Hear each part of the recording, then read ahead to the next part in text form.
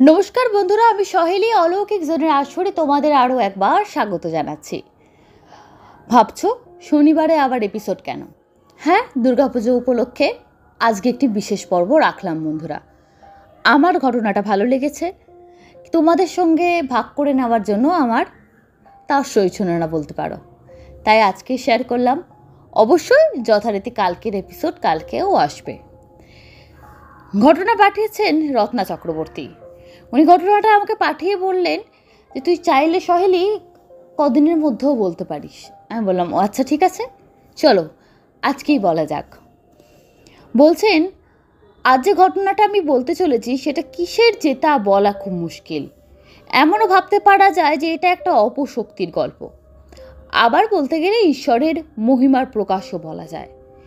এ কোনো এক মহালয়ার গল্প, রাইমণি বলে একটি মেয়ের গল্প। কেন গল্প বলছি? কারণ অনেক শ্রোতা বন্ধুরা ঘটনা বললে আবার গোসা করেন। সে অলৌকিক শক্তিতেও বিশ্বাস করে, আবার খুব ঈশ্বর বিশ্বাসীও বটে। আমার সঙ্গে তার এই সূত্রে যোগাযোগ। আমি যে অন্য রহস্য শুনতে ভালোবাসি, লিখতে ভালোবাসি এবং ঘটনা শুনলেই সেখানে বসে যাই। নানা রকম সমস্যায় পড়ে ও আমাকে জানায়। ওভাবে আমি বুঝি এসবের প্রতিকার জানি। আমি বলি দূর, আমি তো শুধু লিখি মাত্র। 5 জনের কাছ থেকে ঘটনা শুনি, একটু গুছিয়ে লিখি, তাতে আরও 5 জন জানতে পারে। ঈশ্বরে বিশ্বাস করি, কিন্তু কোনো রকম প্রতিকার আমি জানি না। নিজের হাজারো সমস্যা আছে আমার, নিজেই ঝামেলার মধ্যে আছি। আমার কাছ থেকে নিরাশ হয়ে মেয়েটি ইউটিউবের মাধ্যমে বিভিন্ন জায়গায় যোগাযোগ করে, নানা রকম ধর্মের কথা শোনে, নানা আচার অনুষ্ঠান শুনে ভক্তিভাবে পালনও করে। এবারও সংসারে ভীষণ অশান্তি ও কষ্ট যাচ্ছিল। ব্যাপারটা স্বামী স্ত্রী সংক্রান্ত। মেয়েটির বাপের বাড়িতে কেউ নেই, শ্বশুরবাড়ির লোকেরা তাকে একদম সহ্য করতে পারে না। তার বর পরিবারের অমতে তাকে বিয়ে করেছিল, কিন্তু পরিবারের লোকেরা ঘরে তোলেনি, ঢুকতেও দেয়নি। আলাদা বাসা ভাড়া করে থাকতো। প্রথম কিন্তু খুব সুখী ছিল, কিন্তু কিছু কালের মধ্যেই শ্রেণীগত বৈষম্যের জন্য বা রুচিগত বৈষম্যের জন্য দুজনের মধ্যে প্রচণ্ড দ্বন্দ্ব সৃষ্টি হয়। কিন্তু এমনটি হবার কথা নয়। ছেলেটি মেয়েটিকে বিয়ের আগে দেখিনি, বিয়ে করেছে। রায়মণির সম্বন্ধে কোনো তথ্যই তার অজানা নয়। মেয়েটাও ছেলেটাকে দেখে মুগ্ধ হয়েই বিয়ে করেছিল। যাই হোক, দোষ কার সে তো ঈশ্বর জানেন। অবস্থা এমন চূড়ান্ত হয়ে দাঁড়ালো যে আর সংসার করা যায় না। মেয়েটিরও ফেরার জায়গা নেই, বাপের বাড়ি বলে কিছু নেই, চাকরিও ছেড়ে দিয়েছে। অবশ্য ছোটোখাটো চাকরি করতো তাও নেই, তবু নিজেরটা চলতো, আত্মসম্মান বজায় ছিল। তার পাশের ফ্ল্যাটে থাকতেন এক বয়স্কা মহিলা। বিয়ের পর থেকে রায়মণিকে মোটামুটি দেখতেন, একই বাড়িতে থাকতেন। মেয়েটির কথাবার্তা আচার আচরণ তার ভালো লাগতো। বাপের বাড়ির কেউ নেই দেখে তার মায়াও হতো। মেয়েটিকে দোষী বলে তার মনেও হতো না। স্বামীও এমনিতে কিন্তু ভালো, 5 জনের সাথে খুব বিনীত ব্যবহার করে। অল্প হয়তো মদ্যপান করে, তো তা আজকাল অনেকেই করে। তার কাজও সেখানে, যেখানে এটা কাজের মধ্যেই পড়ে। ছেলেটি পাড়ায় কখনো কারোর সাথে কথা বললে সুন্দরভাবে কথা বলে, হাসি মজা করে। অবশ্য বাড়িতে থাকে কম, তাই মেশেও লোকের সঙ্গে কম। বাড়ির মধ্যে যখনই একা একা থাকে গান চালায়। শুধু বউ সঙ্গে থাকলেই রাত্রেবেলা ঝগড়াঝাটি শুরু হয়ে যায়। শেষে মারামারি, কান্নাকাটির শব্দ আসে। পাশাপাশি ফ্ল্যাট, শব্দ পাওয়া যায়। যখন নতুন এসেছে তখন এমন তো ছিল না। ফলে একটা সংসার ভেঙে যাবে বা মেয়েটি কোনো কিছু করে বসবে, এই ভেবে ভদ্রমহিলা বললেন, আমার মনে হয় মা কোনো অপশক্তির প্রভাব আছে তোমাদের ওপর। কেউ হয়তো কোনো খারাপ কিছু করেছে, যাকে এখনকার দিনে বলে হয় কালা জাদু বা তুকতাক। তুমি এমন কি কোনো ভুল কাজ করেছো বা অনাচার করেছো যার ফলে অপশক্তির রুষ্ট দৃষ্টি পড়েছে তোমার ওপর? মেয়েটি অসহায় গলায় বলে, কি করবো কাকিমা, আমায় বলে দিন। বয়স্ক মহিলা সন্তান সমান বলে, তোমার ওপর একটু মায়া ছিল। তিনি বললেন, তোমাকে দেখে আজকাল মনে হয় তোমার চেহারার মধ্যে একটা যেন কালচে ভাব, বিশেষ করে সারা শরীরের মধ্যে কপালটা কালচে লাগে। আগেও তো দেখেছি এমন ছিলে না। আগেও তো কোনো দরকারে তোমার ঘরে ঢুকেছি, যেমন সাধারণ আমার ঘর তেমনি তোমার ঘর, কিন্তু এখন তোমার ঘরের মধ্যে যেন একটা কালো ছায়া আমি অনুভব করি। ঠিক বুঝিয়ে বলতে পারবো না, কোনো মানুষ টানুষ না, যেন মনে হয় ঘরটা কত অন্ধকার, অথচ একই আলো জ্বলছে। তাও আগেও এসেছি, তুমি পরিষ্কার মানুষ, ঝকঝকে ঘর থাকে, কিন্তু এখন ঘরের মধ্যে কেমন যেন ভ্যাপসা বন্ধ লাগে। বললাম, কিছু মনে করো না, জানলা খোলা থাকা সত্ত্বেও এমনই তো হবার কথা। আমার আর জানলা খুলে বরং একটা পাশের ফ্ল্যাট ছিল, কিন্তু তোমার জানলা খুললে তো একদম ফাঁকা জায়গা, কিছু গাছগাছালি আছে, ভালো হাওয়া আসার কথা, তাও যেন একটা উৎকট গন্ধ লাগে।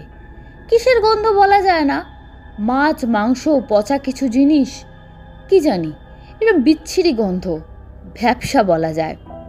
তুমি প্রতিকারের ব্যবস্থা করো মা, মন্দ শক্তি যদি বেড়ে যায় তবে সাংঘাতিক বিপদ হবে। ঘর তো ভেঙে যাবেই, দুজনের মধ্যে কারোর জীবনহানিও হতে পারে। মেয়েটি তো খুব ভয় পেয়ে যায়, কিন্তু কি করবে সে, এখানে নতুন, তেমন কাউকে চেনেও না জানেও না। বাধ্য হয়ে সে ইউটিউবের মাধ্যমে খুঁজে বার করে এমন একজনকে যে এইসব কালা শক্তি তুকতাক এইসব করতে পারে বা এইসবের থেকে মুক্তি দিতে পারে, যেভাবে বলা যায় আর কি। তার সঙ্গে কন্ট্যাক্ট করা হয়। সে ভদ্রমহিলা ছিলেন। উনি চুপচাপ শোনেন, তারপরে কিছু প্রশ্ন করেন। বলেন, তোমার ঘরে যে দুর্গন্ধ মনে হচ্ছে সেটা কোথায়? খুব বেশি দেখো তো। মেয়েটা 3টে ঘর ঘুরে এসে বলে, আমার শোবার ঘরে। ভদ্রমহিলা বলেন, বাথরুমে বা রান্নাঘরে নয়? বাথরুমে রান্নাঘরেও তেমন কোনো গন্ধ নেই। রান্নাঘরে রান্নার আর পেঁয়াজ রসুনের গন্ধ, আমরা একটু পেঁয়াজ রসুন বেশি খাই। আর বাথরুমে তো ফিনাইলে রোজ পরিষ্কার করি, সেখানে আলাদা কোনো গন্ধ নেই, ফিনাইলেরই গন্ধ। ভদ্রমহিলা জিজ্ঞাসা করেন, এই যে ঝগড়াঝাটি অশান্তি হয় সেটা কখন হয়? মেয়েটি বলল, রাতে। স্বামী রাত করে বাড়ি আসার পর খেয়ে দিয়ে শুতে আসেন, তখনই অশান্তির সূত্রপাত। মহিলা ভেবে বললেন, ঢুকেই অশান্তি করে? রায়মণি বলে, না না, ঢুকেই অশান্তি করে না, কোনোদিন খায় কোনোদিন খায় না, শুতে চলে যায়, তারপর শুরু হয় অল্প অল্প করে কথা কাটাকাটি, তারপর সেটা চূড়ান্ত আকার ধারণ করে। ভদ্রমহিলা বলেন, সেরকম কোনো শত্রু কথা জানা আছে যে তোমার কোনো ক্ষতি করতে পারে? মেয়েটি বলে, সে তো থাকতেই পারে, আমার শ্বশুরবাড়ির লোকেরা আমাকে একদম দেখতে পারে না, আর কোনো শত্রু আছে বলে জানা নেই। যেখানে চাকরি করতাম সেখানে কারোর সাথে ঝগড়াও নেই। আমাদের যে আশেপাশে প্রতিবেশী তাদের সাথে বেশি মেলামেশা নেই, যেটুকু সম্পর্ক আছে সেটা খুব ভালো সম্পর্ক। ওই যদি এক শ্বশুরবাড়ির কেউ কিছু করে। ভদ্রমহিলা বললেন, তোমার শ্বশুরবাড়ির কেউ কি তোমাদের বাড়ি আসে? মেয়েটা বলল, আসে না, এখন অবধি কখনো আসেনি। শ্বশুরবাড়ির লোকেরা যদি নাও আসে, তোমার বেডরুমে এসেছে থেকেছে এমন কোনো আপনজন বা বন্ধু বান্ধব? মেয়েটি বলে, আমার একটা অসুবিধা আছে, আমরা শোবার ঘরে কাউকে ঢোকাই না। আমার শোবার ঘরে কেউ তো কখনো ঢোকে না, বসার ঘরেই বসে, রান্নাঘরে অবধি যেতে পারে, কিন্তু শোবার ঘর আমি দরজা ভেজিয়ে রাখি। ওটা আমার একটা অসুস্থ লাগে, যদি কেউ খাটে পা তুলে বসে, আমরা কেমন যেন একটা নোংরা নোংরা বোধ হয়। শোয়াটা খুব তৃপ্তির জিনিস, তাই শোবার ঘর আমি কাউকে ঢোকাই না। উনি বললেন, আচ্ছা, তুমি আমাকে একবার কাল সন্ধ্যাবেলায় ফোন করো, এই 7:30-8টা নাগাদ। ওনার আরও অন্য জায়গায় অ্যাপয়েন্টমেন্ট থাকে, তাই এই সময়টা উনি ফিক্সড করলেন যে পরে আর যেন করো না, 8টা বেজে যাবার পর যেন কল করো না। আচ্ছা, তাই হবে। একটি ছবি চাইলেন স্বামী স্ত্রীর আর বসার ঘরের। পরের দিন সন্ধ্যাবেলা রায়মণি যখন ফোন করলো তখন উনি খুব অসুস্থ, কিন্তু ফোন অ্যাটেন্ড করলেন। বললেন, শোনো, আমি দেখেছি তোমায় কেউ তুকগুণ করেনি, তোমার ঘরে কোনোভাবে কোনো অশুভ শক্তি ঢুকে পড়েছে।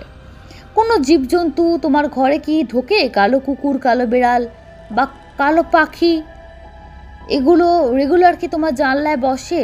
বা ঘরে কি খাবার তাড়াতাড়ি পচে যায়? মেয়েটা বলল, কুকুর বাড়িতে ঢোকে না, কারণ এটা ফ্ল্যাট বাড়ি।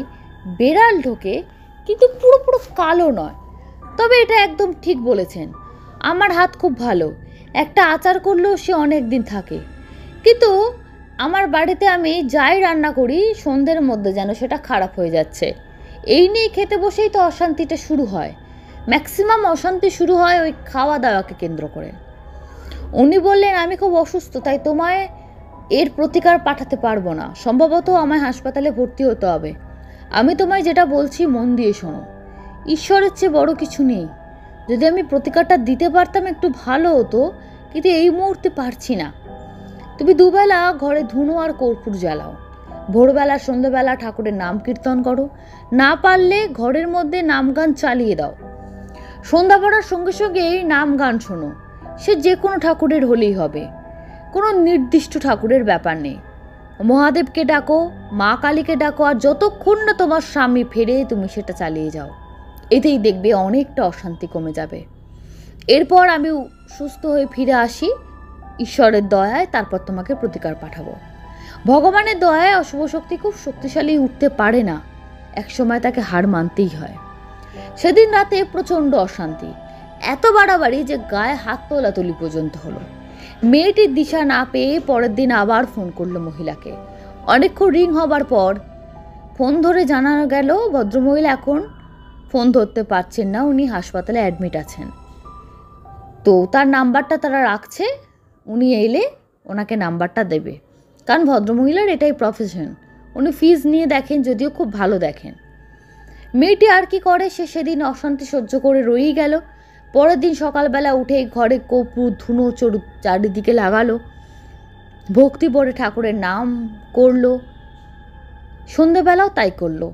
সেদিন রাতে তার স্বামী ফিরতে বেশ দেরি করলো।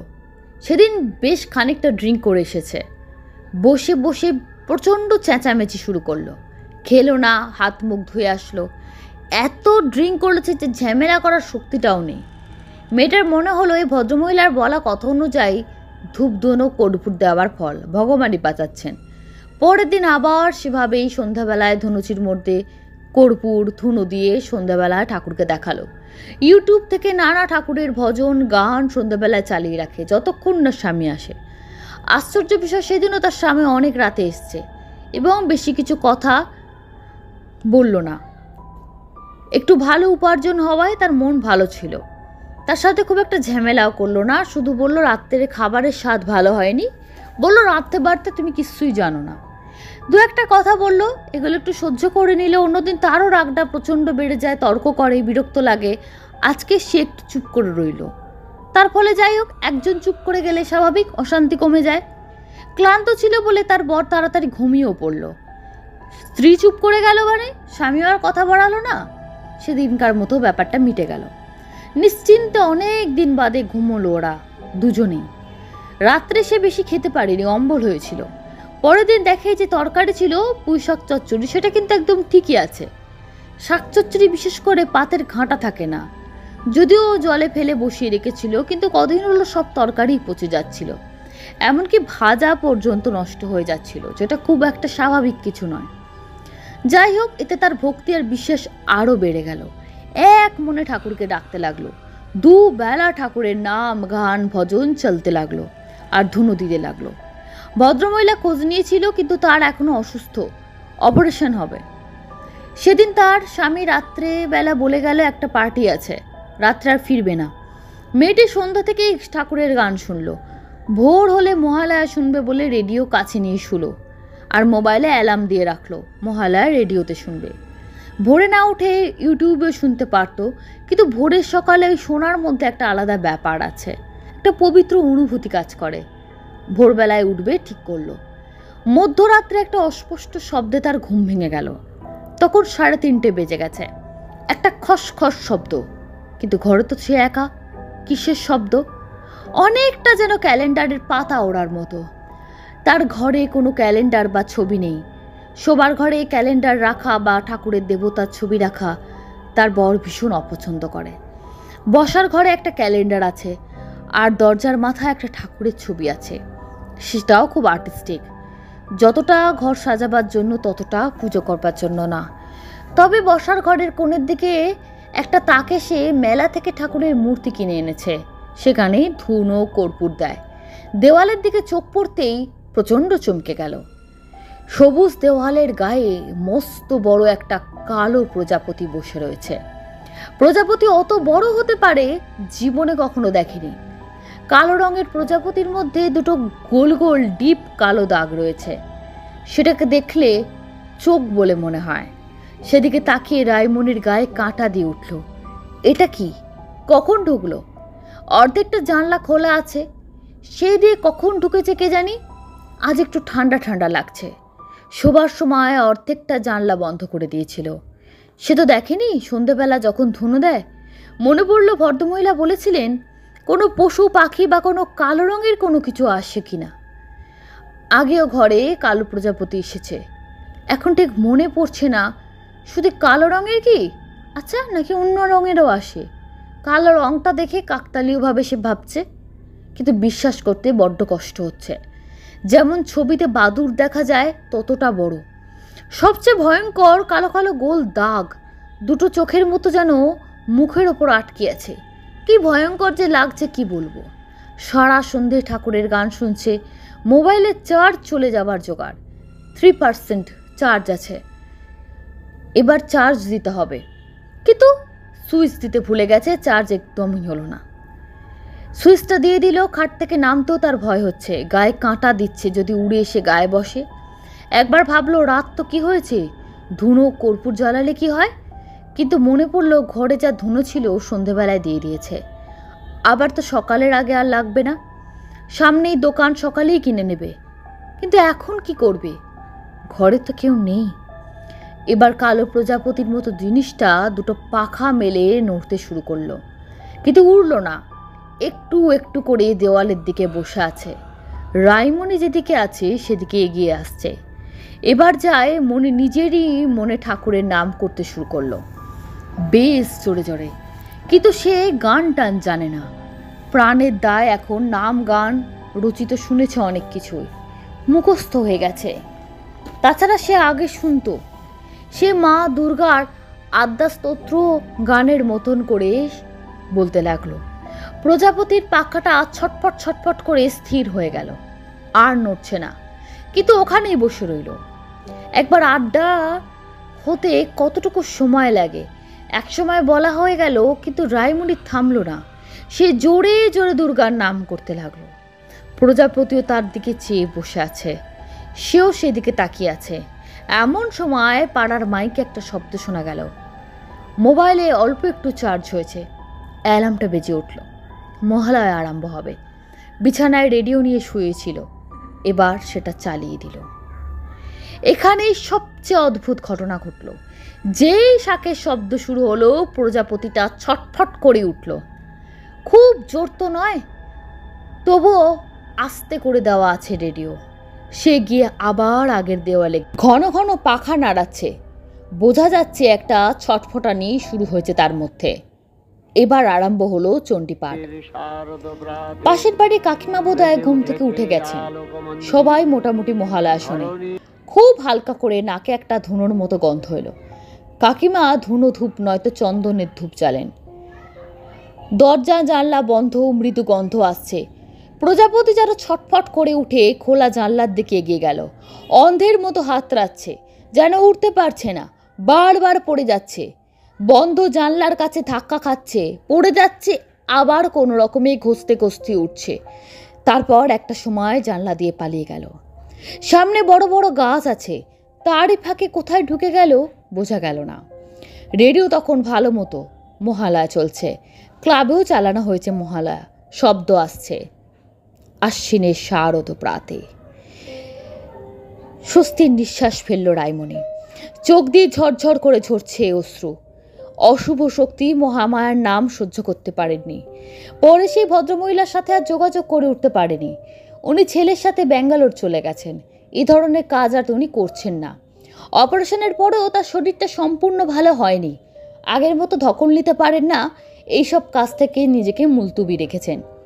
ছেলে মেয়ের খুব আপত্তি, আর তার বয়সও হয়েছে। রায়মণি অবশ্য উনি যা যা বলেছেন সেগুলো পালন করতে লাগেছিল। আবার অন্য একজনের সাথে যোগাযোগ করার চেষ্টা করেছিল, কিন্তু সবাই তো এক হয় না, সবাই তো জেনুইন হয় না। পরে সে একজনের কাছ থেকে কিছু উপায় পেয়েছিল, সেগুলো পালন করতো। তার নিয়ম আমাকে কিছু বলেনি। দরজার মাথায় একটা খাঁড়া দেখেছিলাম। তারপর থেকে বাড়িতে নাকি ওরকম অশান্তি কখনো হয়নি। স্বামী স্ত্রী ঝগড়া হয় না কোন সংসারে, কিন্তু সংসার ভেঙে যাবে এমন ঘটনা কোনোদিনও কেউ মেনে নিতে পারে না। মেয়েটি নিজেই কালীবাড়ি পুজো দিয়ে ঠাকুরের ফুল এনে বিছানার তলায় রেখেছে, নিজেও কবচের মতো করে ঠাকুরের ফুল পরে রেখেছে। এখন সে ভালো আছে, তবে কিছুদিনের মধ্যে শুনছি সে বাড়িটা ছেড়ে দেবে। এই ছিল ঘটনা। তবে আরও একটি জিনিস একটু বলে রাখা দরকার। অনেকে বলবে যে ভদ্রমহিলার ফোন নাম্বার বা নাম্বার, তার প্রথমেই বলে দিই, উনি বলেই দিয়েছেন যে ভদ্রমহিলা আর এইসব কাজের মধ্যে থাকতে চান না, উনি এসব কাজের মধ্যে থাকতে চান না। সুতরাং উনি আর কোনো ফোন কল অ্যাটেন্ড করেন, এবং ওনার ছেলে মেয়েদের যেটা ধারণা, মানে যে ভদ্রমহিলা জ্যোতিষী আর কি, উনি টিভিতে প্রোগ্রাম করতেন, ইউটিউবেও প্রোগ্রাম করতেন, তার ছেলে মেয়েদের ধারণা যে মা প্রচুর লোকের দোষ কাটিয়ে কাটিয়ে তাদের অনেকটা নিজে নিয়ে নিয়েছে, তার জন্য তার মা অসুস্থ। আর তাদের যেহেতু বাবা নেই, মানে ভদ্রমহিলা বিধবা না ডিভোর্সি সেটা বলতে পারবো না, তবে তাদের বাবা নেই, তাই জন্য তারা মাকে খুব আগলে রাখে। আচ্ছা, এখানে একটা কথা বলে রাখাটা প্রচণ্ড আবশ্যক আমার শ্রোতা বন্ধুদের জন্য। রত্না আন্টি ঘটনাটা আমাকে কদিন আগে দিয়েছেন, এটা একদম সত্যি কথা, তবে ঘটনাটা কিন্তু আজ থেকে 1 বছর আগের। উনি এই ঘটনাটা আগেও একবার আমাকে বলেছিলেন, গত বছরই হয়তো কোনো একটা সময়, আমার মনে নেই, কিন্তু আমি তখন পাঠ করতে পারিনি, ভেবেছিলাম পরে পরে করে অনেকটা সময় হয়ে গেছে, কিন্তু অতটা ভালো করে আমি পড়েও দেখিনি। তারপর কদিন আগে যখন ওনার সঙ্গে কথা হচ্ছিল, উনি যখন পুরো বিষয়টা আমাকে বললেন, আমি বললাম যে আমাকে দাও, আমি আর দেরি করব না, দরকার হলে আমি একটা এক্সট্রা এপিসোড বানাবো, বানিয়ে পড়বো।